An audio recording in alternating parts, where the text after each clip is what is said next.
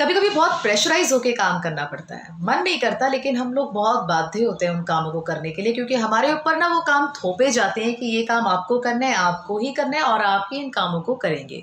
हमें रियलाइज कराया जाता है, बार बार रियलाइज कराया जाता है कि तुम लड़की हो, तुम्हें यही काम करने पड़ेंगे, कि तुम लड़के हो, तुम्हें यही काम करने पड़ेंगे। ये जो चीज़ें हैं, ये सर्कमस्टांसेस दोनों के साथ आती हैं, बॉय और गर्ल दोनों के बीच में आती हैं और दोनों के साथ देखी गई हैं। तो यहाँ पे किसी एक पर्टिकुलर जेंडर के ऊपर मैं बात नहीं कर रही हूँ, मैं दोनों के ऊपर बात कर रही हूँ कि चाहे वो मेल हो चाहे फीमेल हो, दोनों के ऊपर ये बर्डन थोपा जाता है। उनको रियलाइज़ कराया जाता है कि तुम इन कामों के लिए बने हो और तुम इन कामों के लिए बने हो। ना चाहते हुए भी जब हमें वो चीज़ रियलाइज़ कराई जाती है तो हम लोग ऑटोमेटिकली उन कामों को करने के लिए तैयार हो जाते हैं। पर इंटरेस्ट के साथ हम उस काम को नहीं करते हैं। इंटरेस्ट के साथ क्यों नहीं करते हैं? क्योंकि वो काम हमारी चॉइस के नहीं होते। जो काम हमारी चॉइस के होते हैं हम उसमें बहुत फ्रेशनेस के साथ अच्छे से पार्टिसिपेट करते हैं और पूरा 100% देते हैं।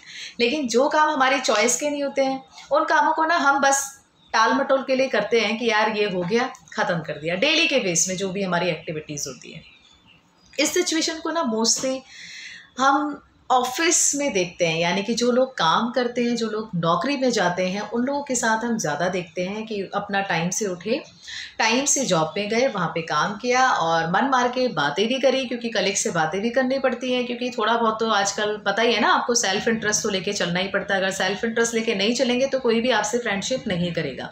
सबको पता चल जाएगा यार ये तो बस मतलब ही है, इसको जब ज़रूरत होती है तभी बात करता है। तो बहुत से लोग आजकल जो है ना, सोशली अपने आप को एक्टिव रखने के लिए, अपने आप को समाज से जोड़ के रखने के लिए ही रिलेशनशिप को मेंटेन करते हैं। कोई भी रिलेशनशिप हो उसको वो मेंटेन करते हैं अपने किसी इंटरेस्ट के लिए, दूसरे का इंटरेस्ट उसमें नहीं होता। अब इस सिचुएशन को हम बर्नआउट भी कह सकते हैं। बहुत से लोग इस सिचुएशन को डिप्रेशन कहते हैं, बट ये डिप्रेशन नहीं है। डिप्रेशन के कुछ अपने साइंटिफिक क्राइटेरिया होते हैं जो DSM-5 के अंदर बताए गए हैं। जैसे 7 होते हैं, बट उसमें से अगर 5 भी किसी पर्सन के अंदर, किसी सब्जेक्ट के अंदर पाए जाते हैं तो हम मानते हैं कि हाँ ये डिप्रेशन की कैटेगरी में आते हैं।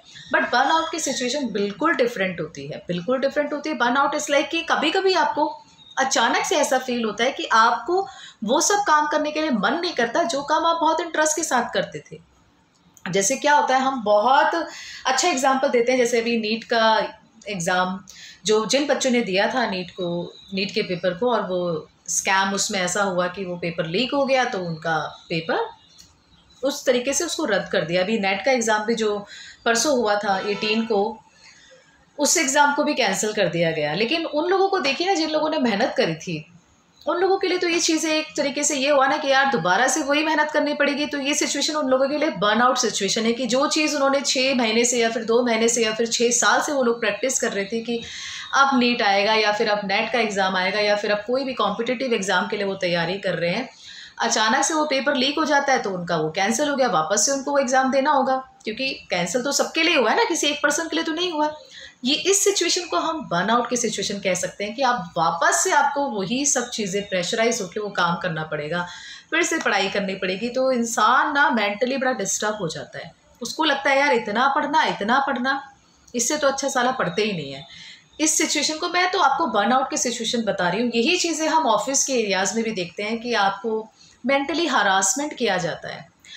आपको जो काम बताए जाते हैं अननेसेसरी, आपसे उससे उतना ज़्यादा काम कराया जाता है और काम कराया जाता है। जैसे डिपार्टमेंटल हम देखते हैं कि ये वर्क आपने करना है, बट जो आपके इंचार्ज होते हैं वो आपसे ज़्यादा काम कराने की कोशिश करते हैं कि भाई इसको आज ऐसे काम कराते हैं, इससे आज ये लेते हैं। तो वो सिचुएशन उस जो पर्सन होता है, जो सब्जेक्ट होता है, उसके लिए एक बर्नआउट की सिचुएशन हो जाती है कि प्रेशराइज होकर वो काम कर रहा है, अपने मन से नहीं कर रहा। उसको पता है कि ये काम मैंने नहीं करना क्योंकि ये काम मेरे अंडर नहीं आता, बट वो ना चाहते हुए भी करेगा क्योंकि उसको अपने बॉस को आंसर करना है। कुछ लोग क्या होते हैं, बड़े स्मार्टली एक्ट करते हैं और वो जो उनका बॉस बोलता है या जो उनका इंचार्ज बोलता है, जो उनका सुपरवाइज़र उनको बोलता है, वो काम अच्छे से करते हैं क्योंकि उनको अच्छे से अच्छा दिखना, अच्छा बोलना, अच्छी तरीके से एक टेक्निक आती है, अच्छी तरीके से वो स्ट्रेटजी प्लान करते हैं और वो मास्टर हासिल कर लेते हैं और वो उस सिचुएशन में भी खरे निकलते हैं। बट जो लोग थोड़े से एग्जॉस्टिक होते हैं, जिनको लगता है कि नहीं यार बटरिंग मुझसे नहीं होती है, मेरे से जितना काम करा लो, उसके बाद जब मेरा टाइम ओवर हो जाएगा मैं 1 मिनट यहाँ पे नहीं रुकूंगा, उस सिचुएशन को कहते हैं कि आप बर्न आउट हो रहे हो। आप अंदर से बर्न आउट हो रहे हो, अंदर से आप परेशान हो रहे हो क्योंकि आपका मन नहीं लग रहा उन कामों में जो आप काम करना चाहते हो। जिन लोगों से आप बात करना चाहते थे उनसे भी आपको बात करने का मन नहीं करता, क्योंकि आप इतना ज़्यादा डिस्टर्ब हो गए हो। तो शायद आपको ये चीज़ें तो समझ में आ गई होंगी कि किस तरीके से हम बर्नआउट की सिचुएशन फील करते हैं, किस तरीके से हम डिप्रेशन की सिचुएशन को फील करते हैं। डिप्रेशन तो कम्प्लीटली एक डिफरेंट क्राइटेरिया होता है। सैडनेस होना, उन कामों में भी मन नहीं लगना जो काम बहुत उत्सुकता से हम करते थे, आइसोलेट फील करना, बार बार उस फेस को रियलाइज़ करना कि यार कुछ हो रहा है मेरे साथ, कुछ हो रहा है। तो देयर आर मैनी क्राइटेरिया, बहुत सिम्टम्स होते हैं, 5 सिम्टम्स तो होने ही चाहिए डिप्रेशन में। उसमें मैं डिटेल में पहले भी बात कर चुकी हूँ अपनी और वीडियोस में। ये वीडियो सिर्फ उन लोगों के लिए जो आज जो अब के समय में जो एनवायरनमेंट हो रहा है, जो यूथ लोग फेस कर रहे हैं, जो हमारे यंगस्टर्स फेस कर रहे हैं, कि वो लोग प्रॉपर तैयारी करते हैं किसी भी काम को करने के लिए, एक पीक में पहुँच जाते हैं, फिर वापस से वो डाउन हो जाते हैं। जैसे हमने 6 महीने अच्छे से तैयारी करी किसी कॉम्पिटिटिव एग्ज़ाम को पढ़ने के लिए, बहुत तैयारी करी, लेकिन जब हमारा वो समय नज़दीक होता है, 1 महीने का टाइम बचता है या फिर 1 दिन का टाइम बचता है, तो हमारी एंजाइटी बढ़ने लगती है। बार बार हमें यूरिनेशन की फ्रीक्वेंसी आने लगती है, बार बार वो थॉट आने लगते हैं कि यार कैसे करेंगे, अभी तो इतना ही कवर हुआ था, अभी तो बहुत सारा सिलेबस बचा है, कैसे करूँगा मैं, कैसे करूँगा।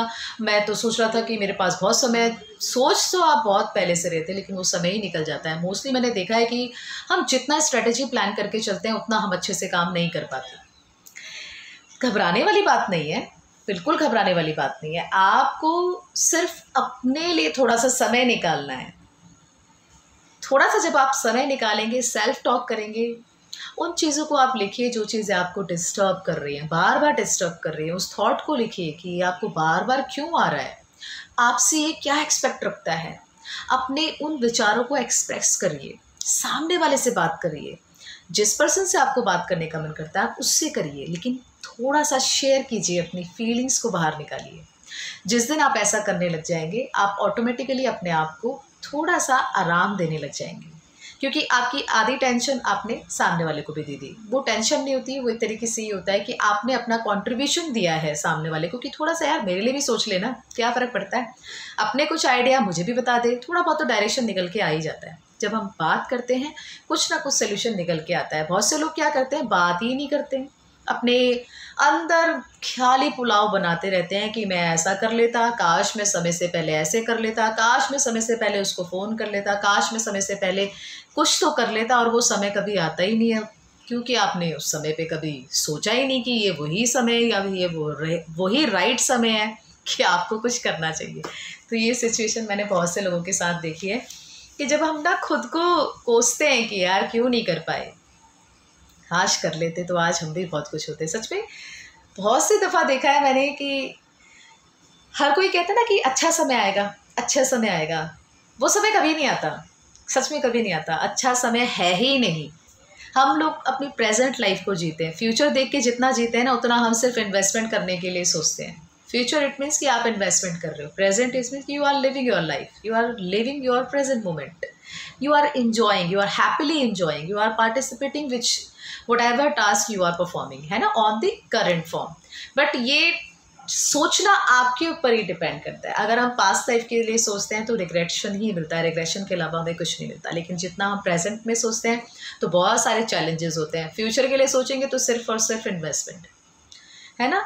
तो अब आपको देखने के लिए, अब आपको देखना है कि राइट डायरेक्शन क्या है आपके लिए, उसको पकड़िए और उस पर काम करिए, फिर देखिए कितने अच्छे अच्छे रिजल्ट निकल के आते हैं। तो thank you so much, thanks for watching my all videos. आपका सपोर्ट मुझे बहुत अच्छा मिल रहा है, और आपके सपोर्ट को कायम रखने के लिए, यानी कि आपका इतना जो ज़्यादा मुझे एक सपोर्ट मिल रहा है किसी भी तरीके से, किसी भी फॉर्म में, मैं इसीलिए एक प्रैक्टिकल कंटेंट आपके लिए लेकर आती हूँ, जो आपको जानना ज़रूरी है कि आज का सिचुएशन चल क्या रही है और किस तरीके से उस सिचुएशन को हमें हैंडल करना चाहिए, डील करना चाहिए। Thank you. अगर वीडियो आपको अच्छी लगती है तो प्लीज़ लाइक शेयर ज़रूर करिए।